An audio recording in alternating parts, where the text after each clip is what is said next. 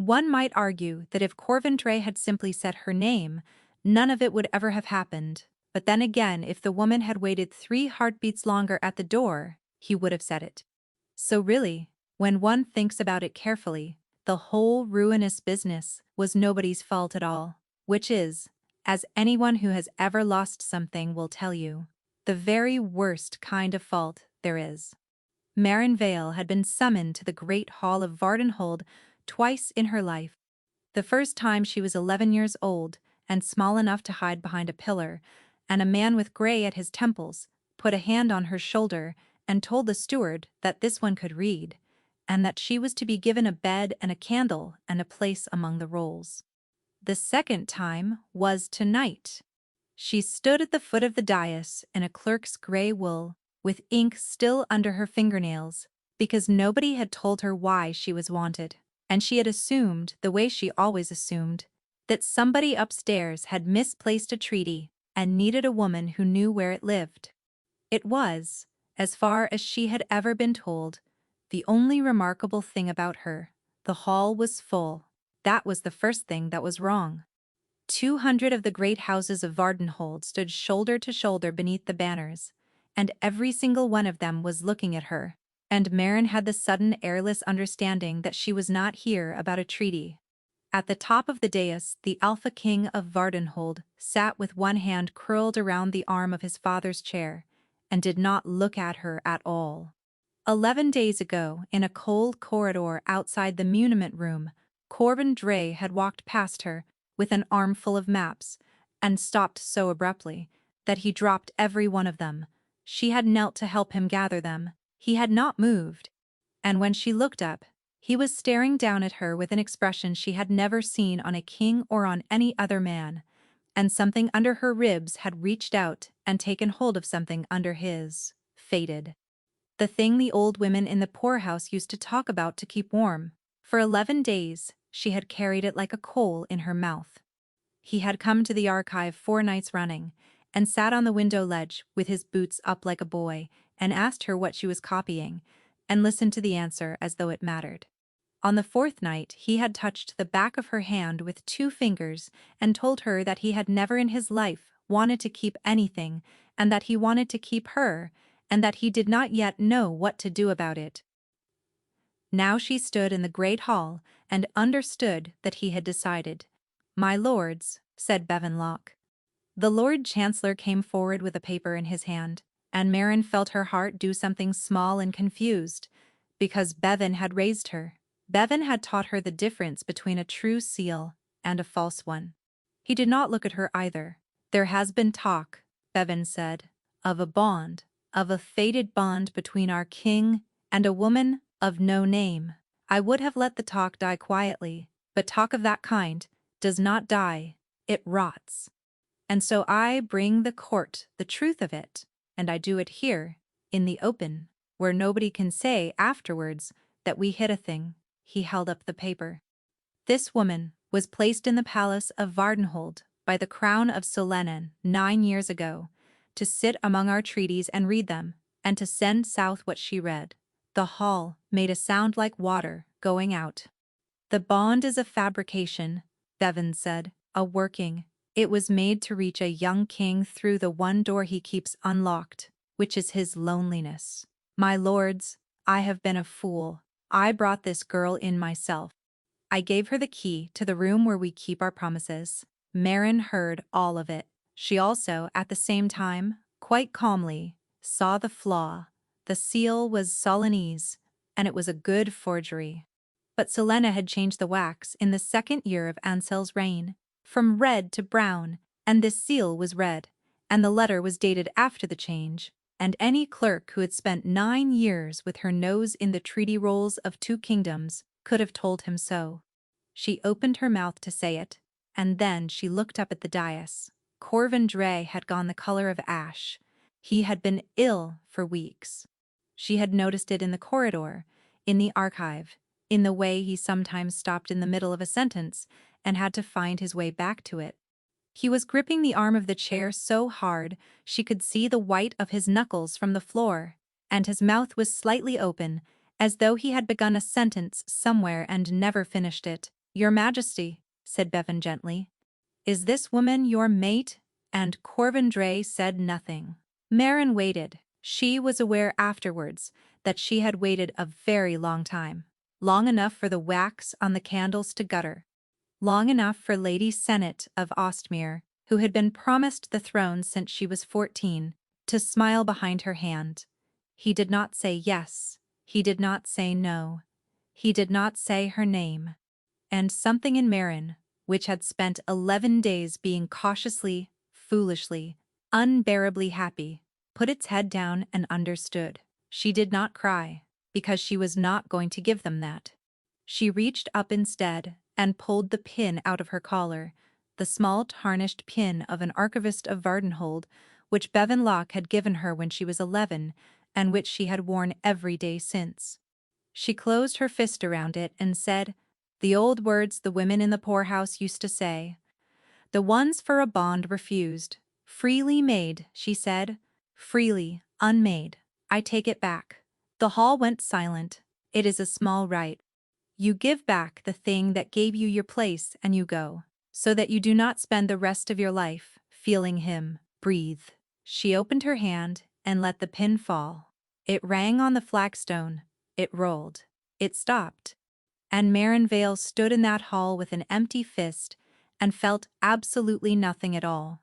Then she turned around, and she walked the whole long length of that hall, past every noble house in the kingdom, without hurrying. Behind her, at the very last moment, she heard a chair scrape. She heard him stand.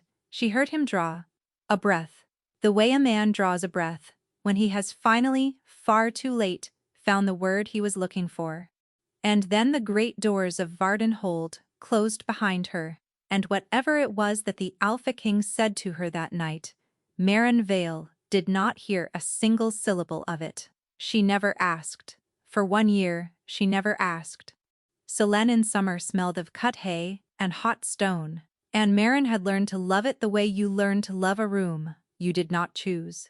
She had walked south with nothing. That was not a figure of speech. She had walked 19 days, slept in barns, and arrived at the border post of Selene with her boots in her hand, asking for work as a clerk. What she got instead was a king.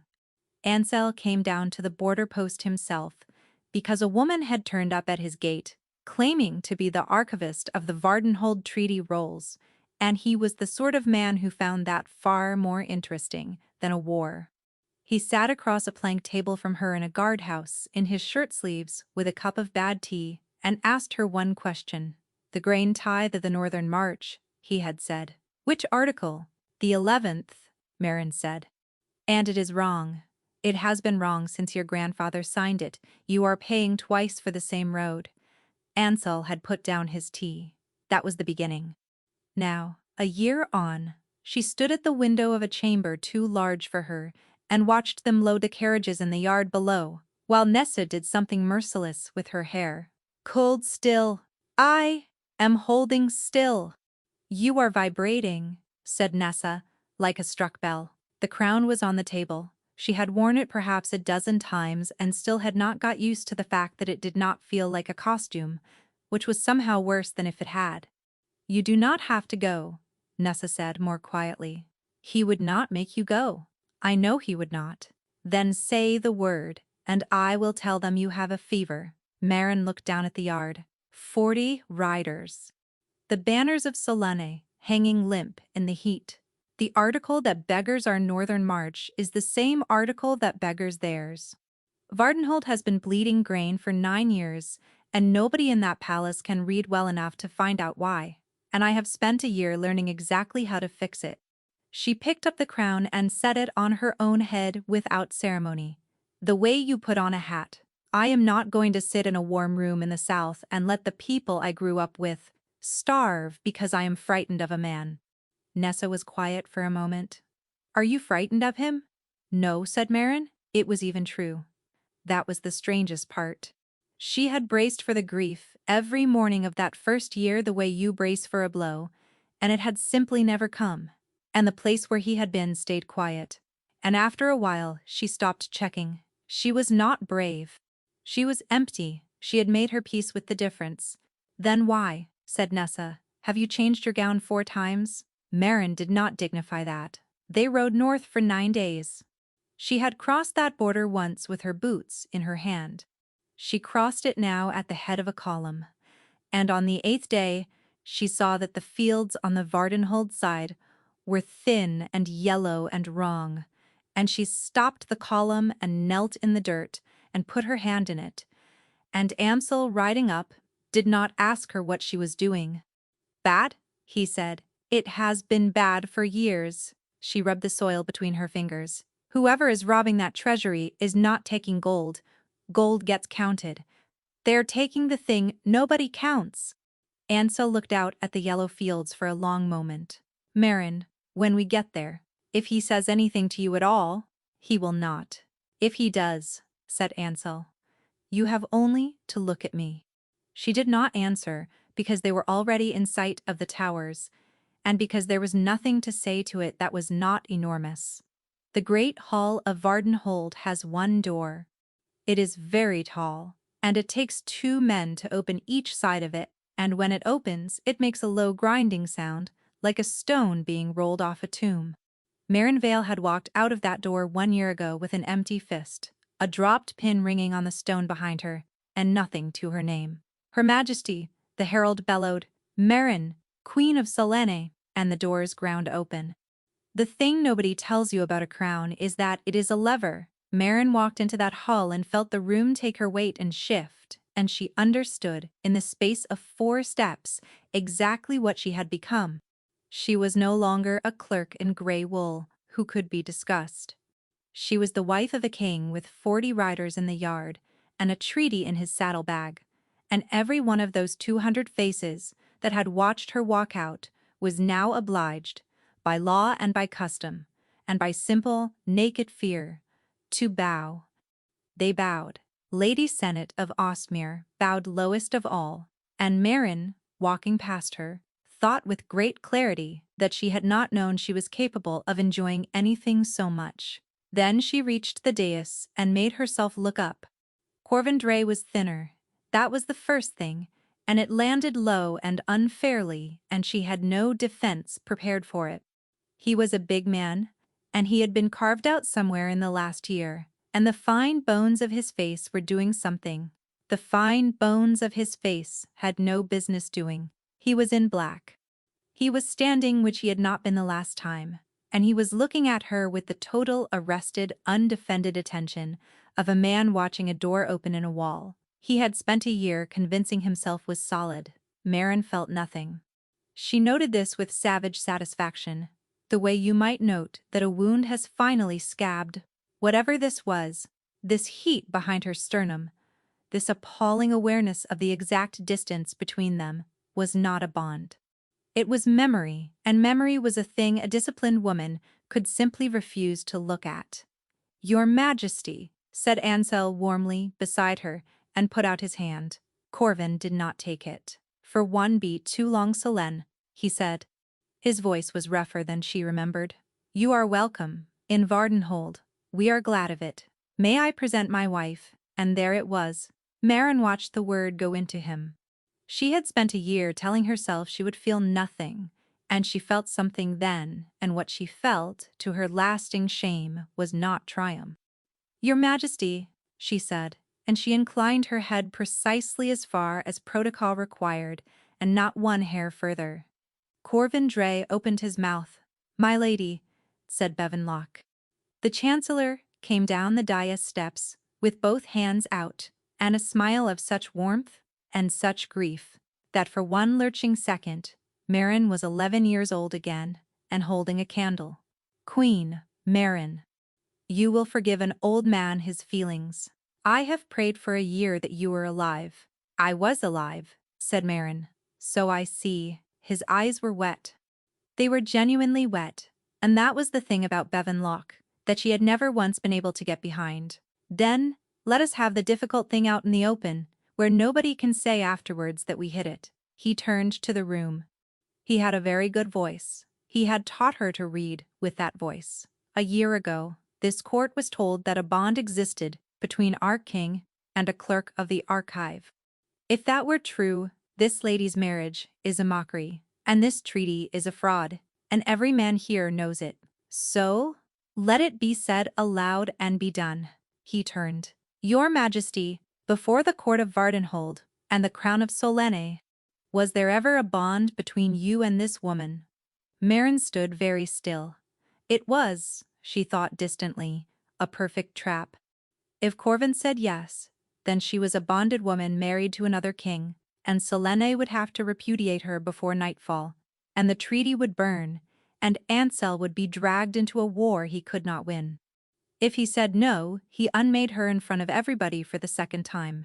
In the same room, in exactly the same way, Corvin Dre looked at her. He looked at her for a long moment, and Marin, who had spent 9 years learning to read a false seal, could not read his face at all. There was no bond, he said. The hall exhaled. There was never a bond, Corvin said, louder, and every word came out flat and clean and final, like nails going into wood. There was a fabrication, and a foolish young king and a clerk who had no part in it. Queen Marin of Selene is bound to Selene alone. I will kill the man who says otherwise in my hearing. Bevan bowed his head. Then it is finished, he said, and gladly, and that should have been the end of it. Marin turned away with her face composed and let Ansel take her arm, and thought, with a hard, cold satisfaction that lasted almost 20 steps, that at least now they were even. Then she stopped. A year ago, in this hall, Corvin Dre had been asked whether she was his mate and had said nothing at all. He had been unable to speak. She had watched him grip the arm of that chair like a drowning man and failed to produce a single word. Tonight he had produced a whole speech, and every word of it had been rehearsed. Nobody rehearses the truth. Marin stood in the middle of the great hall of Vardenhold with a crown on her head and felt the first cold finger of doubt go down her spine. He was lying. The question was what a man gains by lying about the one thing that has already cost him everything he had. The muniment room of Vardenhold had not been cleaned in a year, and Marin knew that the moment she opened the door, because it smelled exactly as she had left it. You cannot go in there, said the young guard at her shoulder, and then remembered what she was, and went the color of a boiled prawn. Your Majesty, forgive me, nobody goes in there. The king's order. Marin stood in the doorway of the room where she had spent 9 years of her life, and looked at the ledgers stacked exactly where she had stacked them, and the stub of her own candle in its dish, and the chair pushed back from the desk at the angle a person leaves a chair when they expect to come back in an hour. Nobody had touched it. Nobody had been allowed to. She discovered she could not speak for a moment, and covered it by walking in. Your Majesty, the guard said desperately. Go and tell the Lord Chancellor that the Queen of Solena is auditing the grain tithe, and that if he wishes to prevent her, he is very welcome to come and try. The guard fled. She had 4 hours before anybody senior enough to stop her, worked out where she was, and she did not waste them. She took the treasury rolls, and the requisition books, and the shipping manifests of the Northern March, and she laid them side by side down the length of the table and began to read. It took her 90 minutes to find it. It was not a clever theft. That was the astonishing thing. Somebody had simply been writing the same grain shipment into the ledger twice, once as delivered to the Northern March and once as delivered to the Crown stores, and drawing payment for both. And because grain rots and nobody weighs a rotted sack, nobody had ever put the 2 books on the same table. One lived in the treasury and one lived in the archive, and only one man in Vardenhold had ever held the keys to both. Marin sat back very slowly. You found it in an afternoon, said Corvin Dre from the doorway. She did not turn around. She had known he was there for perhaps a minute. Not by any bond, she told herself firmly. By the fact that the room had gone quiet in a particular way. An afternoon and 9 years, she said. How long have you known? Now, she did turn. He was leaning in the doorway, with his arms folded and his coat off, and he looked exhausted in a way she had not let herself see. Across the width of a great hall, there was ink on his hands. You have been doing this yourself, she said slowly. At night, "'Cause you cannot trust the clerks." "I cannot trust the clerks," Corvin agreed. "Because the man who appoints the clerks is the man who is robbing me." "Yes." "Then arrest him." "On what?" He came into the room, but not close. He stopped at the far end of the long table, which she noticed and was grateful for, and which annoyed her intensely. "Bevanlock has held this kingdom together since my father died. He holds the treasury, the courts, and the loyalty of every great house in the north. If I take him without proof that a stone would accept, there is blood in the streets by morning, and Solene has a war on its border whether it wants one or not." His jaw worked. "Tyrants arrest whoever frightens them. Then they wonder about the knife." It was, Marin thought bitterly, such a good answer that she wanted to throw a ledger at him. "Show me the seed grain," she said instead. He blinked. "What?" "It is not in these books, which means it is taken before it is ever written down." She pulled the manifest towards her. "Gold is counted. Grain is counted. Seed corn is a farmer's business, and nobody in a palace has ever once looked at it. That is what is being stolen, and that is why your fields are yellow, and that is why nothing you have found adds up to enough to hang him." She looked up. "You are looking for a theft. You should be looking for a famine." Corvindre stood very still. Then he crossed the room and pulled out the chair beside her and sat down and said, "Show me." So she showed him. She had meant to be cold. She had rehearsed being cold for 9 days on the road. But the tally rolls were open, and the man beside her was asking the right questions faster than she could answer them. And at some point she stopped noticing that he was a king and started noticing only that he was quick. "Here," he said, 3 hours later, with his finger on a line. "That is the same wagon on 2 roads on the same day." "Yes," he laughed. It was a real laugh, surprised out of him, and it was the first sound of joy she had heard in that palace in a year, and it went through her like a nail. "Gods," he said, "you are terrifying. I am a clerk. You are the most dangerous person in this building, and you have ink on your nose." His hand came up without thought, the way a hand comes up when it has done a thing 100 times before, and she felt his thumb brush the bridge of her nose, and both of them stopped breathing at the same moment. He took his hand back. "Forgive me," he said quietly. "It is nothing. It is not nothing." And then she smelled it. Lamp oil, which was correct, because there were 4 lamps burning. But lamp oil is a thin smell, and this was thick, and it was coming from under the door, and the muniment room of Vardenhold does not keep its oil in the corridor. Marin was moving before she had finished the thought. The door was barred from the outside. She hit it once with her shoulder and it did not give, and by then the smoke was coming under it in a gray rope, and Corvin was staring at the wall of ledgers that lined that room floor to ceiling, 9 years of dry paper, and understanding exactly how much time they had. "The coal chute," Marin said. "There is no coal chute." "There is, because I have been putting my hand up it to hide my dinner from the archivist for 9 years, and it comes out in the west yard." She was already dragging the reading table towards the wall. "Help me," he helped her. They came out into the west yard on their hands and knees, in the dark, coughing, filthy, with the ledger of the Northern March clutched to her chest because she had refused to leave it, and behind them the archive of Vardenhold was going up like a lantern. Marin rolled onto her back on the cold flagstones and did the arithmetic. Somebody had barred that door within the last 4 hours. Somebody had known she was in there and had decided, inside an hour, that a clerk with a crown was worth more dead than the entire Treaty of Solene. She turned her head. Corvindre was sitting up beside her with his forearms on his knees, watching his archive burn, and his face was grim and set and absolutely unastonished. "You are not surprised," said Marin. "No, Corvin." His name came out before she could stop it, and it was the first time in a year, and she saw it land on him. "How many times has someone tried to kill you?" And Corvin looked at the fire and said, "This month?" Somewhere above them, a beam went, and the whole west face of the archive came down into itself in a rush of sparks, and the bells began to ring across the sleeping city. She had come north to fix a treaty.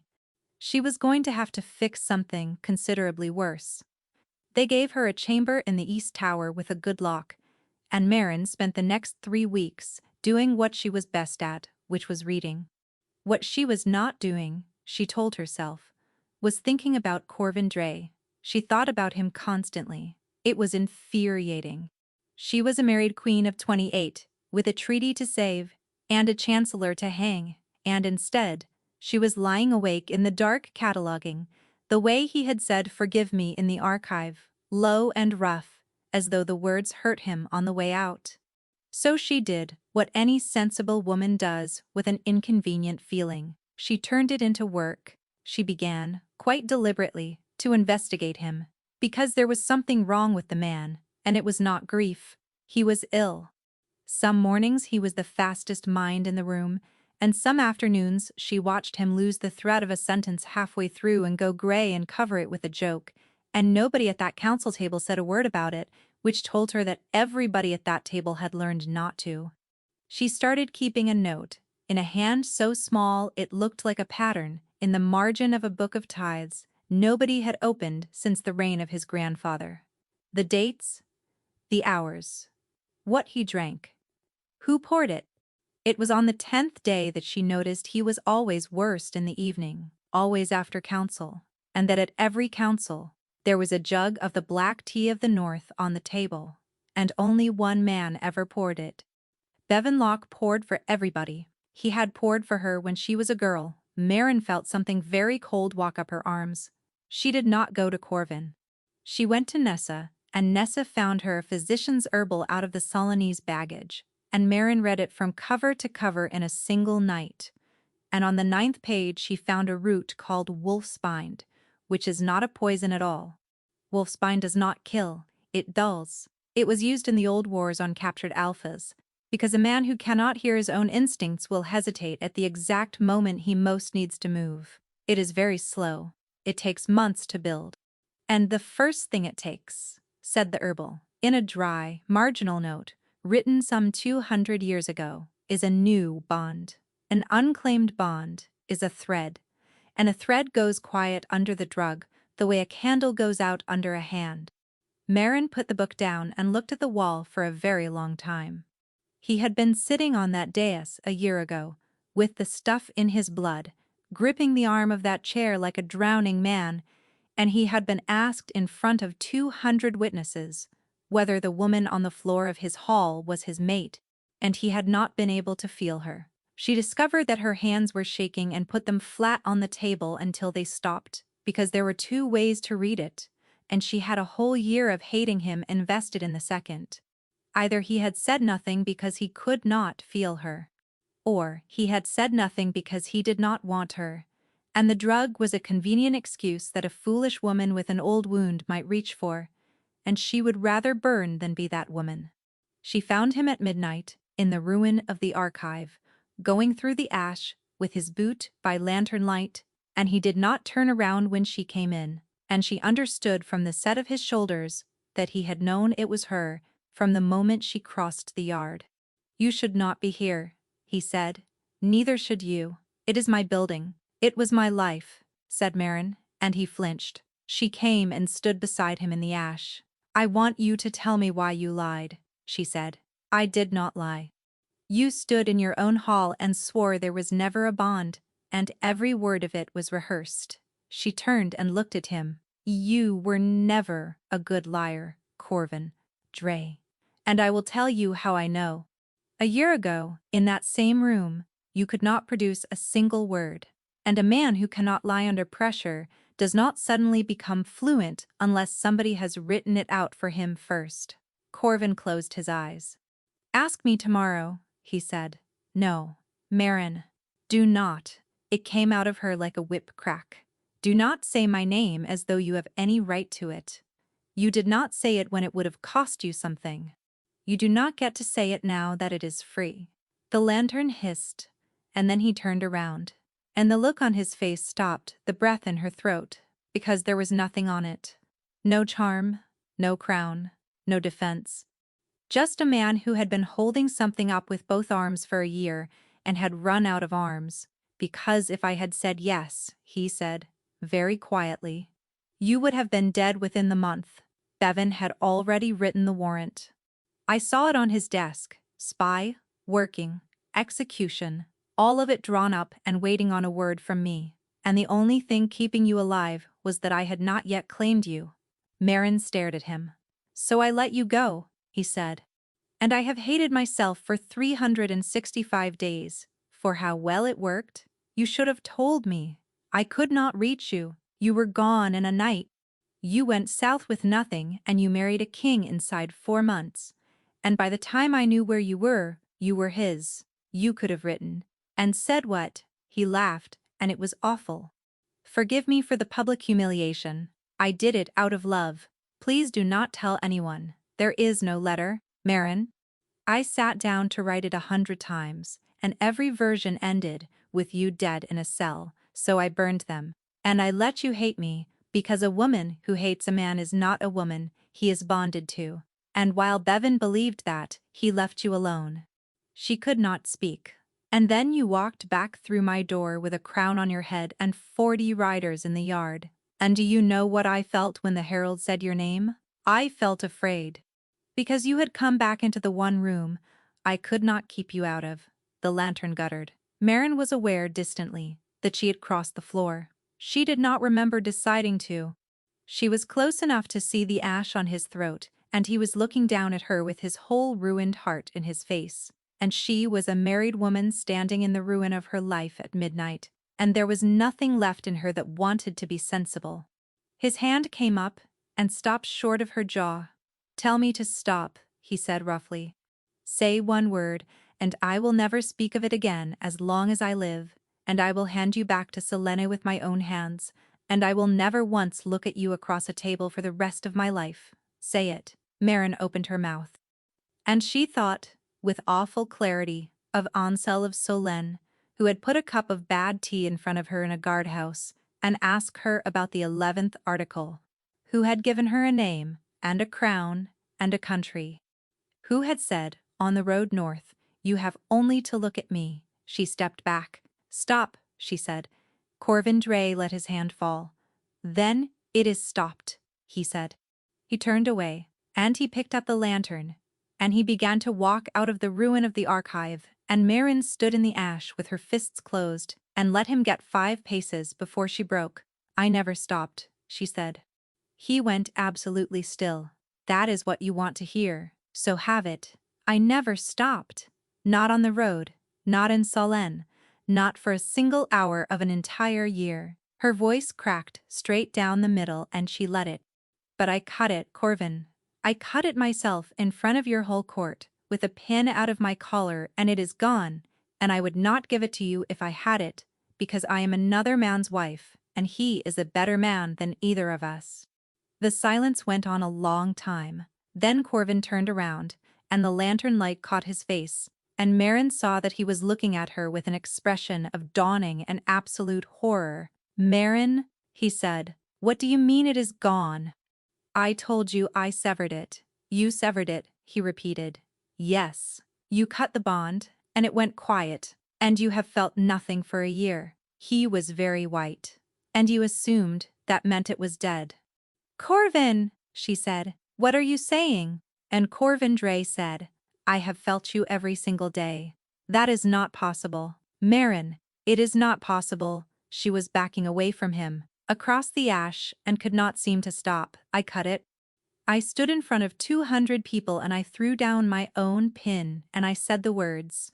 And I have felt nothing since. Nothing. I waited for it to hurt. I waited every morning for a month, for the grief to come and find me, and it never came. And in the end I decided that meant it had never been real, that I had made a fool of myself over a thing I invented. I built a whole year out of that. Corvin, I know, he said. You do not know, you did not sleep for the first 4 nights, said Corvin Dray. On the 5th, you had a fever in a barn with rain coming through the roof, and in the middle of that night you got up and started walking north again, back towards me. And then you stopped in the road and stood there a long time and turned around and went south. Marin stopped moving. You have never told anybody that. And I lay on the floor of my own bedchamber, 300 miles away, with my fist in my mouth, praying you would keep walking north, and knowing I had made absolutely certain you would not. "The right," Marin whispered. "It did not take. No, it always takes. Freely made, freely unmade, freely made," Corvin repeated. "By both. A bond is a thing two people say yes to, and a thing two people have to say no to. And I never said no." He looked at her. "I never said anything at all. That is the entire crime. And you have been living in the middle of it for a year, and you thought it was mercy." She put her hand against the blackened wall to hold herself up. "So I am not severed. You are shut," he said. "You closed a door. You did not burn a house. Then open it. No, open it. If I open it, you will feel everything I have felt every day for a year, and I will not survive watching that go into your face." His voice was fraying. "You have a husband. You have a crown. You built a life out of your own bones, and I will not take it apart with my hands, because I want something." She crossed the floor and took his wrist. "You have never once," she said, "let me decide anything." And she put his hand flat against her sternum, over the place where the door was, and she opened it. It went through her like a river through a wall. Not a memory of a year. The year itself, arriving all at once, dense and hot and unsorted. Grief first, so bottomless she could not find the floor of it. Then a rage turned so far inward it had gone quiet. The way of fire goes quiet when it has finished with the fuel.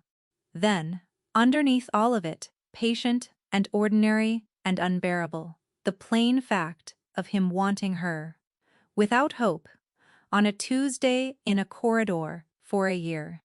And then something else. Something slow and swimming and drowsy that did not belong there at all, old and thick and heavy, pulling him down the way water pulls down a swimmer who has stopped believing in the shore. Marin wrenched her hand back and stared at him. "How long?" she said. "Have you been drinking Bevan's tea?" Corvin blinked at her. "What? The black tea of the north. At council, he has always poured it. He poured it for me when I was a girl and could not sleep." Her voice was climbing, and she could not get it down. "How long, Corvin?" "Since my father died," he said slowly. "Since I was 19, Marin. What is this?" "Wolf's bind," said Marin. She watched him understand. "They used it on captured alphas in the old wars. It takes months to build. And the first thing it takes is a new bond." He stood in the ruin of his archive and did not move at all. "Then how?" she said, and her voice was not steady. "Have you felt me for a year?" Because by then, it was not new. He looked at his own hands. An unclaimed bond is a thread. That is what the drug is for. It puts out a thread. But you did not leave me a thread, Marin. You stood on that floor and you took yourself back and left me a wound. And there is not enough poison in the north to make a man stop feeling that. A year ago you sat on that dais and were asked whether I was your mate, and you could not answer.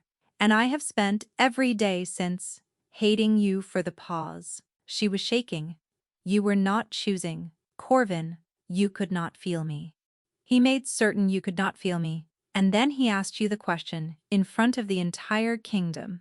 The lantern flame stood straight up in the dark. "No," said Corvin. "It is in your blood. I felt it." "No," he said again, and his voice was terrible. "Do not hand me that. Do not you dare hand me that."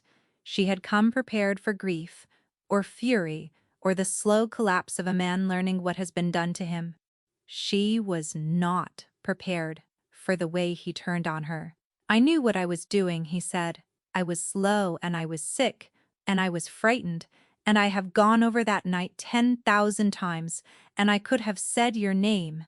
It would have cost me the north and the crown and possibly my life, and I could have opened my mouth and said Marin, and I did not." His fists were closed. "So you will not hand me a reason and let me put my guilt down. I lost you. I did it. And if I am allowed to blame a cup of tea for it, then I never have to look at the thing in me that hesitated, and I will not be a man who does that. Marin stood in the ash and felt the last, load-bearing wall of her hatred come down. You impossible man, she said unsteadily. You are being poisoned. Then we will hang the man who is doing it, he said, and I will still have hesitated. 2 days later they signed the treaty. It was done in the long gallery, and Bevan Locke was radiant. He had drafted half the articles. He shook Ansel's hand with both of his. He praised the Queen of Solène, at length, for her diligence with the grain rolls, and the hall applauded, and Marin stood there, with her hands folded and thought, quite calmly, that she was going to take him apart. Then the cups came round for the oath, 2 of them, on a tray, dark wine, 1 for each king. Bevan took the tray himself from the steward, because Bevan always poured, and Marin stood there with her hands folded and did nothing. She thought about it in the 2 heartbeats. It took him to cross the floor, and she ran it all the way to the end, the way she had been taught. If she stopped that tray, she accused the Lord Chancellor of Vardenhold of poisoning, in front of the entire court, with a herbal and a hunch and no proof that a stone would accept. He would smile, he would be believed. And every ledger she had not yet copied would be in a brazier by nightfall, so she waited. She would take him apart properly, with paper, in a month, the way it had to be done. She would think about those 2 heartbeats for the rest of her life. Ansel drank. Corvin drank. Nothing happened. Nothing happened all afternoon, and nothing in the evening. And Marin, standing at the window of the East Tower with her heart slamming, allowed herself to believe she had been wrong, that she had made a monster out of a grieving old man because she needed the last year to be somebody else's fault. Then, near midnight, the door of her chamber came open without a knock. Nessa was white to the lips. "It is King Ansel," she said. "He is on the floor of his chamber and he cannot speak, and he cannot lift his head." The physician of Vardenhold said it was apoplexy, and Marin told him that if he used that word in her hearing again, she would have him removed from the room, and the physician decided that a second opinion might after all be valuable. Ansel lay in the great bed with his eyes open. He knew her. That was the worst of it. His right hand moved when she took it, and he could not make a single word come out of his mouth, and his gaze followed her around that room with a patience that broke her in half. She sent for the Solanese physician who had ridden north with them, and she sent him in ahead of the men of Vardenhold, and she stood over him while he worked. She sat on the edge of that bed at 2 in the morning, with his hand in both of hers, and said, "You will not die. I forbid it. You are the only man in either kingdom who has ever asked me a sensible question, and you will not die of a cup of wine." Ansel's fingers moved against her palm. Then she went to find her husband's papers, because she had a very cold idea about who had suggested this journey in the first place. The door of Ansel's study was already open. Corvin Dray was standing behind her husband's desk, with the drawers pulled out and a sheaf of Selene's correspondence in his hand. Marin stopped in the doorway. Neither of them moved. She watched him understand exactly what this looked like. She watched him not put the papers down. "Marin," he said, "this is not what you think." "My husband," said Marin, very quietly, "is lying in a room 40 paces from here, and cannot say his own name. And I have come to look at his letters, and you are already here. Yes, say something better than yes." "I cannot, because it is the truth, and I have been in this room 3 times before tonight." The floor tilted very gently. 3 times since the day you arrived. He came around the desk, but not near her, and set the papers down squarely, like a man laying down a weapon. Quote, "Listen to me, and then hate me, but listen first. The letter Bevan produced in that hall a year ago carried a Solanese seal. It was forged. I saw it. The wax was the wrong color. It was red, and it should have been brown. I could have proved it in a moment, if anybody in that room had been willing to hear a clerk. I know it was forged," he said. That is not the question. The question is, who gave Bevanlock a Solanese seal in the first place? And the answer is that somebody in the court of Solene has been writing to my chancellor for 9 years. Marin did not move. You are going to say, Ansel, I am going to say that money has gone out of my treasury for 9 years, and it has not stayed in Vardenhold. It goes to House Ostmere, and out of House Ostmere it goes south, and it crosses at the border post, and there is a name on the ledger. There, and I would give my right hand for it not to be the name that it is. Say it. The crown of Solene, said Corvin. You are standing in the study of a man who cannot lift a cup, Marin said, and let her voice rise, and telling me he has been buying your kingdom for 9 years, and you cannot even give me a name. I can give you a question, said Corvin, and something in the way he said it stopped her because he did not want to ask it. She could see that he did not want to ask it. He looked like a man about to put his hand into a fire. Marin, he said, a year ago you walked out of that hall with nothing. No money, no horse, no friends, no plan. You are the most prepared person I have ever met in my life, and you walked into a night with nothing. Who told you to go south? The room went very quiet. Nobody told me to go south. Think. I went south because it was south, because it was away, because there was nowhere else. Her mouth had gone dry. Because Solene keeps the only other archive of the treaty rolls in the world, and I am a clerk, and it was the only place on the earth where what I am is worth anything. And who, said Corvindray gently, taught you that? And Marin stood in the doorway of her husband's study and heard it, not as a memory, as a voice.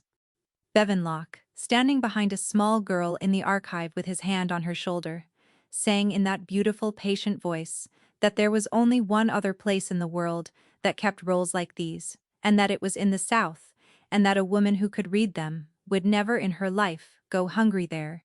He had put it in her the way you put a coin in a purse, and he had waited, and, on the worst night of her life, she had reached into herself for a direction and pulled out his. No, she said. Marin. No, because if that is true, then he did not throw me out of this kingdom. She was gripping the doorframe. He posted me. He looked at a girl he raised, and he saw a thing he could use twice, and he used me here for 9 years. And then he sent me south and used me there. And the only reason I have a crown on my head is that he wanted a friend in Ansel's bed. I do not know that, Corvin said. I have not been able to find out. I have been sitting in this palace for 3 weeks, with the woman I love under my roof, unable to ask her a single question, because every road I follow leads back to her husband. So you searched his rooms? Yes. And the entire time, said Marin, you thought I might be his. No, it came out of him like something torn. You are the one person in either kingdom I cleared before I had a shred of evidence. And do you want to know why? Because you severed a bond in front of 200 witnesses, rather than stand 1 more hour in a room with a man who would not claim you. Nobody running a 9-year deception throws down her own collar pin in front of the court out of pride. He was breathing hard. You are the only honest thing I have. Then, why did you not tell me? Because you would have defended him, said Corvin. And you would have gone straight to Ansel, and Ansel would have known within the hour. And if Ansel is the man at the end of this, then you would be dead. And if he is not, he said, and his voice finally went, then I would have taught you to distrust the one man on this earth who has been kind to you, and I would have done it for nothing, and I have already taken enough from you. Marin stood in the doorway for a long moment. You did it again, she said. He shut his eyes. You decided. By yourself, in the dark. What I could be told and what I could bear, and you did it out of love, and you did it exactly the way you did it last time, and last time, it cost me my entire life. Her voice was shaking. You have never once trusted me with the truth when the truth was expensive. You will die for me. You simply will not tell me anything. She turned and walked out into the corridor. Marin, he said behind her, please, I need you. She stopped. She stood with her back to him in that cold hallway, and she waited, with the whole of her, for the other words, for the ones that cost something. For I am sorry, or I was wrong, or I should have said your name. I need you, he said again. Marin Vale went back to her husband's bedside and did not speak to him again that night. Bevanlock found her at 4 in the morning in the corridor outside Ansel's chamber, sitting on a bench with her head in her hands. "Oh, child," he said. And Marin, who was a queen, and the most dangerous mind in that palace, felt the whole of her 11-year-old self stand up inside her and want to be held. He sat down beside her, he did not touch her. He simply sat with his hands on his knees, the way he had sat beside her 100 times when she was small and could not sleep, and after a while she found she was crying, and she let him see it. "He is not going to live," she said. "No. I do not think he is. They are saying apoplexy. They are saying what they have been told to say." He sighed, long and weary and grieving. "Marin, I have been trying all night to find a way to spare you this, and there is not one, so I will say it, and you may hate me for it, afterwards." She lifted her head. "It was the king," said Bevanlock. She said nothing. Quote, "I have made it my business to see every cup poured in this palace since his father died. And an hour before the oath, I found him alone at the sideboard in the long gallery, where he had no business being, and he told me he was looking for a window." He pressed the heel of his hand to his eye. "I have spent 7 hours telling myself that a boy I raised could not possibly." He pressed the heel of his hand to his eye. "He wants you, Marin. He has wanted you since the day he first saw you, and he has never in his life been told no. And there was one man standing between him and what he wanted. And now that man is dying in that room." "Corvin would not," she whispered.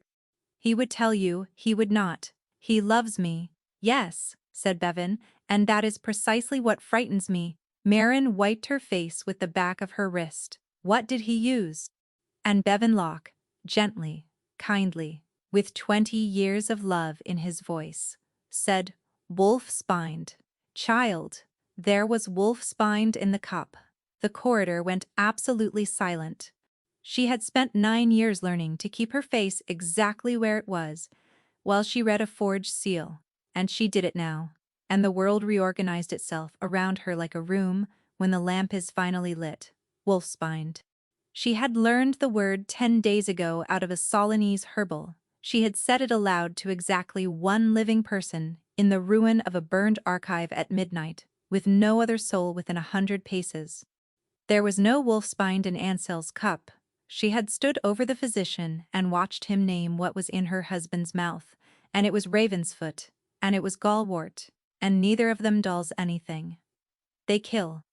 There was only one man alive who could look at a dying king and reach for the word wolf-spined, and that was the man who had been feeding it to an alpha king in a cup of black tea every evening for 9 years. He had reached for the one word that would land on her, because he did not know that she already knew. Bevanlock had made exactly one mistake in 20 years, and it was going to be enough. "Marin," he said softly, "child, look at me." She looked at him, and she let her face come apart, exactly the way an 11-year-old girl's face comes apart, because he had taught her what that looked like, and she gave it back to him now, with everything she had. "What do we do?" she whispered, and she watched, with a clarity so cold it was almost peaceful, the flicker of satisfaction go across the face of the man who had raised her. "We go to the Solanese lords," said Bevanlock.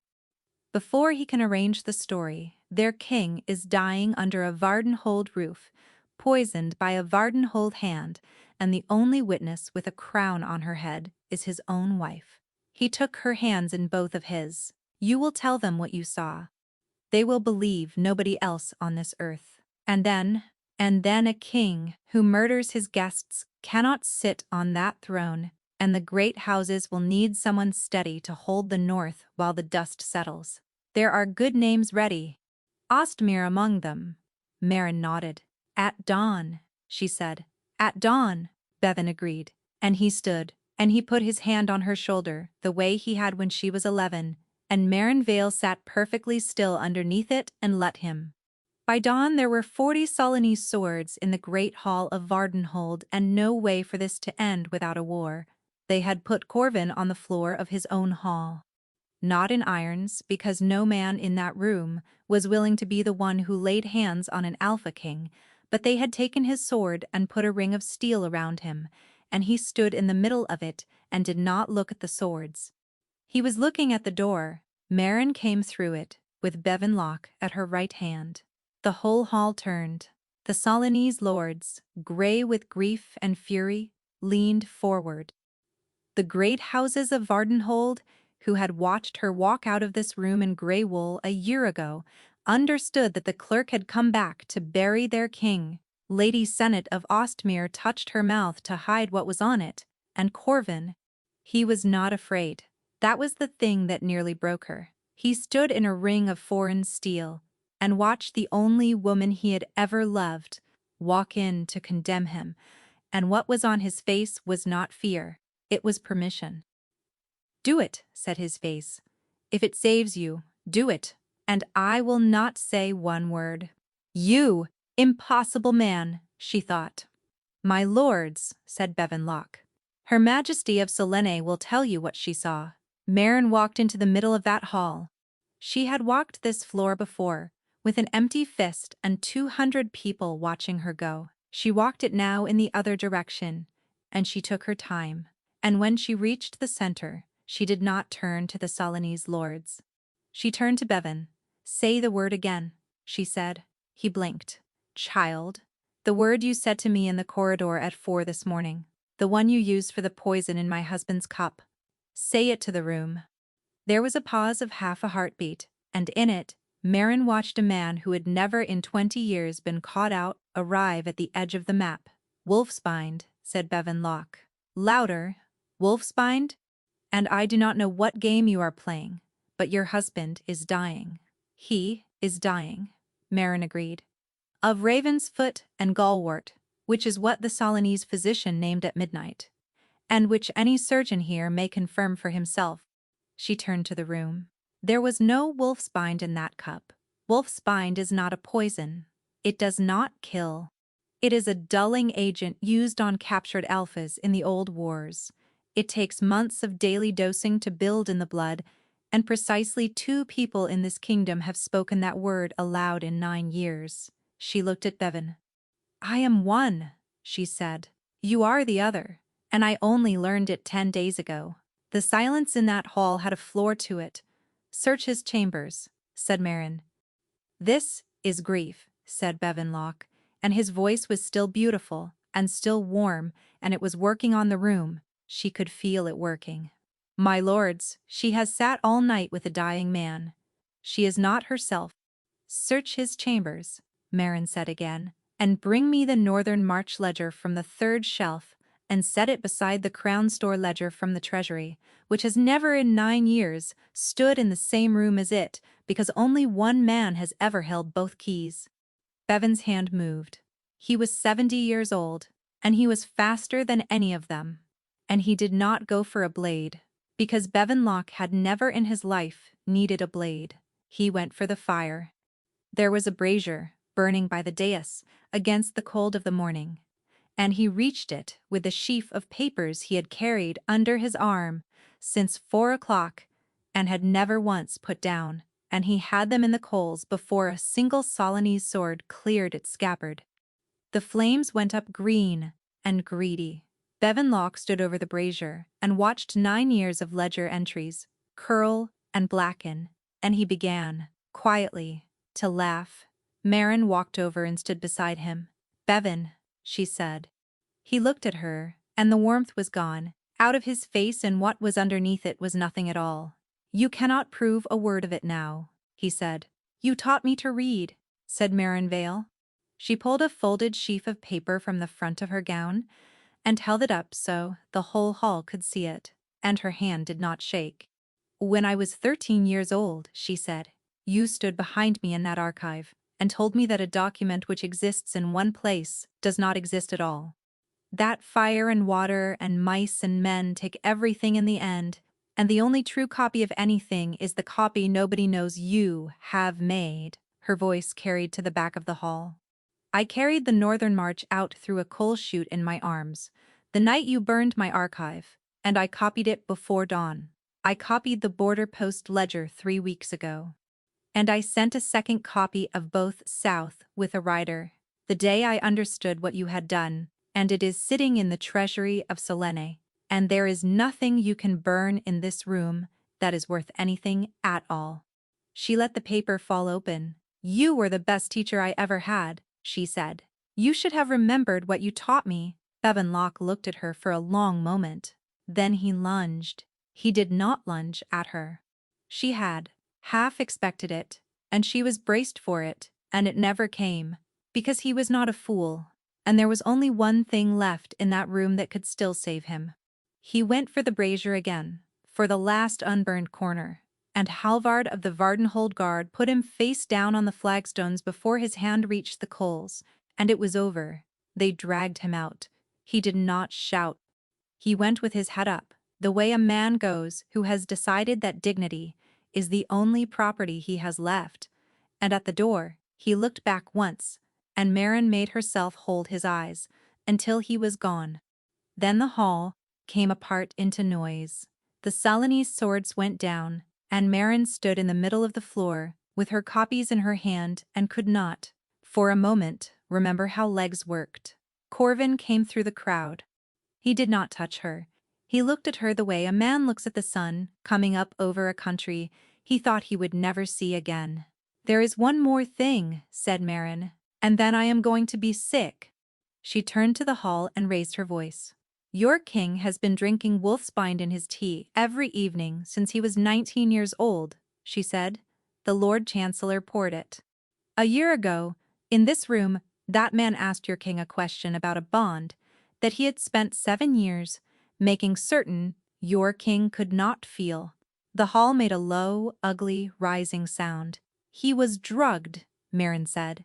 He was drugged when he sat in that chair and could not speak. Whatever you have thought of him for a year, you may put it down now. And the Alpha King of Vardenhold said, clearly into the silence. No, Marin turned. No, he said again to the whole hall. It is true, and it changes nothing. There was a woman standing on that floor, with her whole heart in her hands, and she was mine, and I knew it, drug or no drug, and I could have said her name, and I did not. He looked at her, and only at her. I was afraid. That is not a poison, that is a man.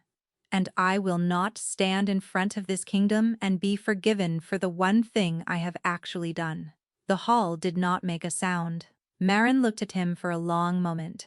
Then she walked past him, out of the great hall of Vardenhold, and back to her husband's room. Ansel of Selene did not die. He came back slowly, and badly, and in the wrong order. The words returned before the strength did, so that for 2 weeks she had a king who could argue about the grain tithe and could not lift a cup, which he said was the natural condition of kings, and simply more honest. She sat with him every day. On the 9th, he told her the truth. I need you to listen, he said. And I need you not to be kind about it, Marin. Why do you think I married you? Because I know where things live. Because there was a warrant, said Ansel. She went very still. It came south 3 months after you did. Not from the king.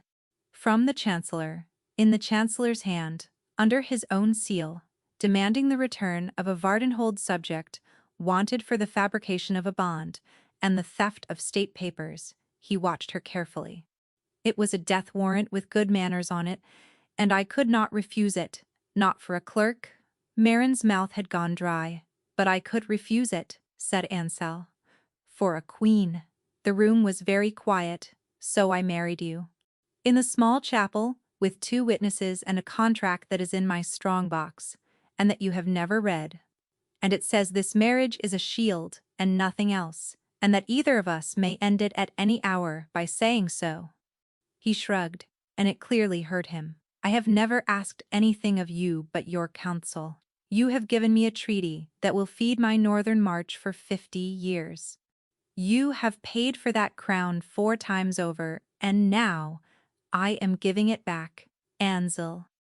You are the finest mind I have ever had at my table, he said, and you are not in love with me, and I have known that since the guardhouse, and I am not such a small man that I will take a life in payment for a kindness.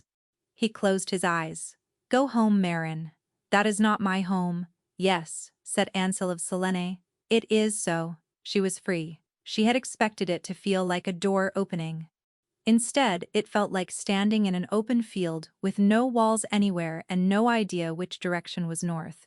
And Marin Vale, who had spent her whole life being handed her circumstances by other people, discovered that being handed her freedom was not the same thing as choosing.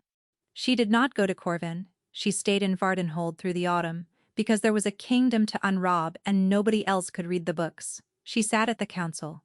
She rewrote the tithe.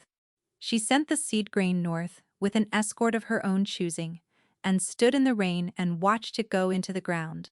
And every day, in that palace, she and the king of Vardenhold were unfailingly, exquisitely, murderously polite to one another. He wrote to her.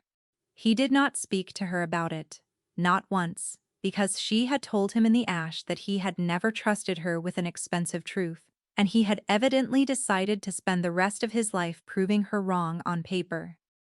The letters came 2 and 3 a week, in his own hand, and they were not pleading. Some were about the tithe, some were questions about the northern roads, real ones, the kind a man asks when he wants the answer. I have stopped taking the tea, said one. Halvard tastes everything now, and complains bitterly. I can hear my own wolf again. He is furious with me, and he is right. And one, near the bottom of a long page, she had sworn she would not finish. You said I have never trusted you with the truth, when the truth was expensive. It is the truest thing anybody has ever said about me, and I did not enjoy learning it from the one person I did not want to be right. I am not asking to be forgiven. I would not know what to do with it. I am asking to be allowed to keep telling you things. Nessa had opinions. He is groveling, she said with satisfaction. Let him grovel until his knees go through. By the 5th month, the line had moved. He rebuilt your archive, said Nessa, folding linen with unnecessary violence. Exactly as it was, with a lock that opens to nobody but you. And he has never once mentioned it, and you walk past it every day, like it is a wall. You are the cleverest woman in the north, and you are being extremely stupid, and everybody in this palace has to stand here and watch Marin put down her pen. He decided for me. Twice. Both times he was protecting me, and both times it cost me a year of my life. If I go back to him now, what he learns is that it works. And what do you learn? Marin did not answer that. In the 6th month, a letter came that was different. Marin, I have been counting, which is not like me. This is the 61st. I have been telling myself I am not asking you for anything, and that is not true, and you of all people should not be lied to twice. I am asking. I have been asking since the day you walked back through my door, and I have been dressing it up as roads and grain, because I did not have the courage to say it plainly, and you have known that, and you have been kind enough not to say so. So here it is, plainly, I want you. I have wanted you every hour of 2 years. And I have finally understood that a man who says he is not asking while asking is doing the thing I have always done, which is to make your choice for you without letting you see me do it. You have spent your whole life having your circumstances handed to you. I will not be another one. So I am going to stop. Not because I have stopped wanting you. Because you cannot choose a thing that is standing in your doorway with its foot in the door, and I would rather lose you, honestly, than keep you by refusing to go away. The archive is yours, whatever you decide. So is the seat at the council. So is the north. I will not write again. Corvan. She read it twice. She sat at her table in the rebuilt archive, in the smell of new timber, with 61 letters in the drawer beside her hand, and waited to feel relieved. He kept his word. That was the unbearable part. No letters, no flowers. When they passed in a corridor, he stood aside and inclined his head and said, "My lady," in a voice that was even and warm and entirely without hope, and he never once looked back, and Maren went to her chamber that first week and found she could not sit down. She lasted 9 days.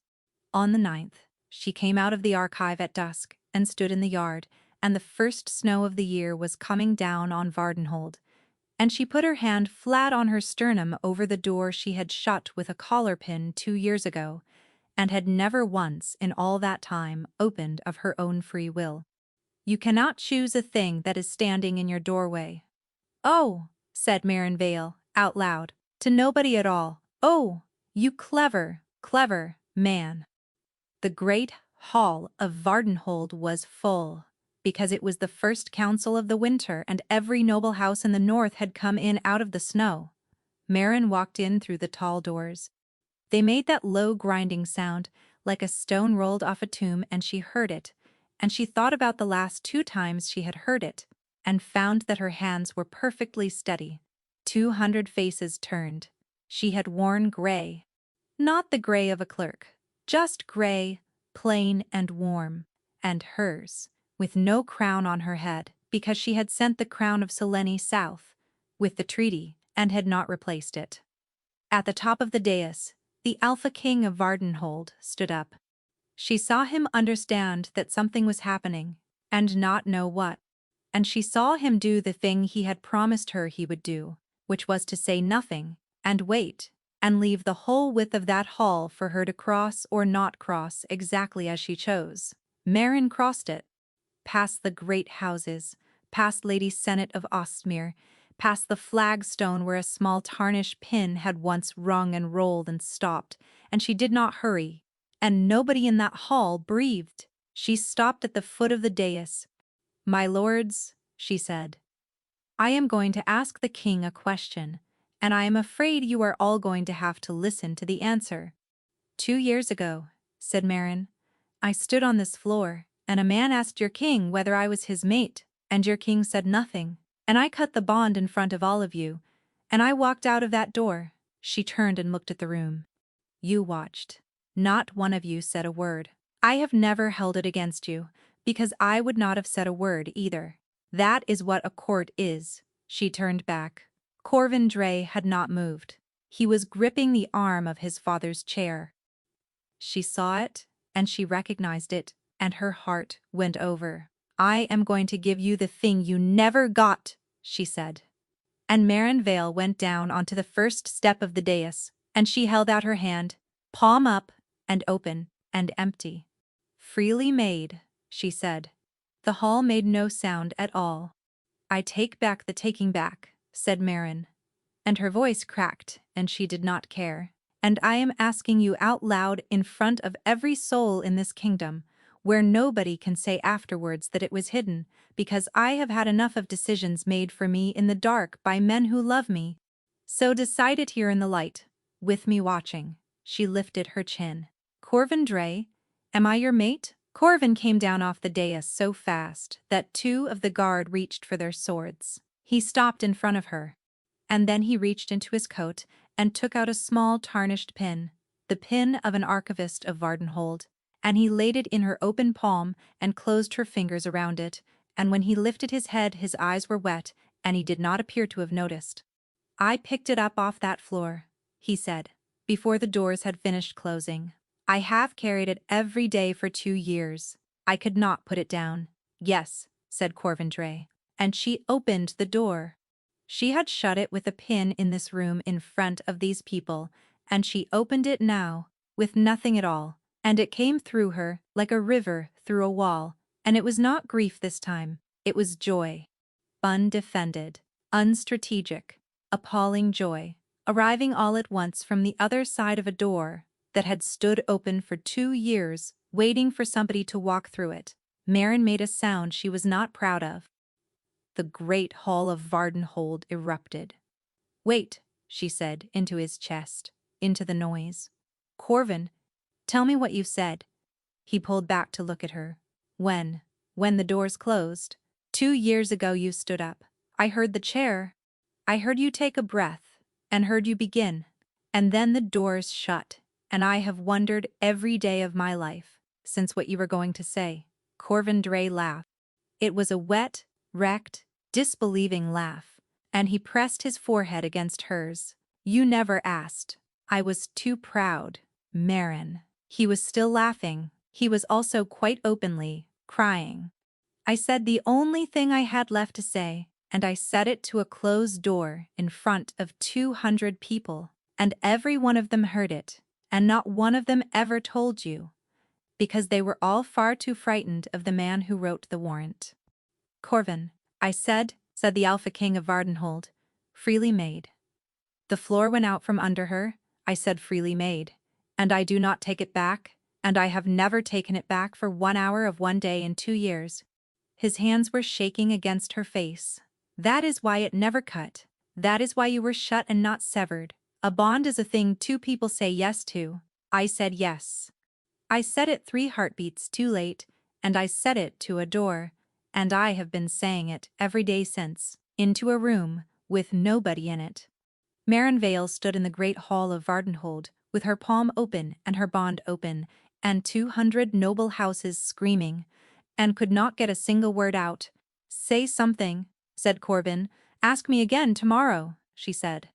He asked her the next day. He asked her at the council table until Halvard threatened, in writing, to resign. He asked her in the rebuilt archive with snow on his shoulders and ink on his hands, and once in a field in the freezing rain, watching the winter wheat come up green out of ground that had been yellow for 9 years. She said, ask me tomorrow, every time, for 4 months, not to punish him. He understood that, and so did she, and Nessa did not, and said so at length. It was because Marin Vale had spent her whole life having her circumstances handed to her, and she had discovered there is an enormous difference between being chosen and choosing, and she meant to do it every day until the doing of it wore a groove. On an unremarkable morning in spring, overbread, with her hair unbrushed and a tithe roll open beside her plate, he asked again, and Marin looked up at the man grinning hopefully at her across the table, and said, yes. They were married in the great hall. She wore gray. He cried during the vows, which surprised nobody. She did not, which surprised everybody, right up until the bond gave her away entirely. And the whole hall heard the Queen of Vardenhold laugh and sob at once, and he laughed at her through his own tears, and she stopped caring who saw. King Ansel of Selene came north for it, walking with a stick, and gave her away, and made a speech about the 11th article of the grain tithe that went on for some time. Bevan Locke did not attend. He was in a cell beneath the old fort, where he was, by every report, extremely polite. You are stuck with me, Corvin said afterwards, with his mouth against her hair. I let you walk out of this room once. You did. I will not be doing it again. And Marin Vale, who had walked out of that hall with an empty fist and nothing to her name, put her hand flat against his chest, over the door that had never once closed, and said, no, I do not believe you will.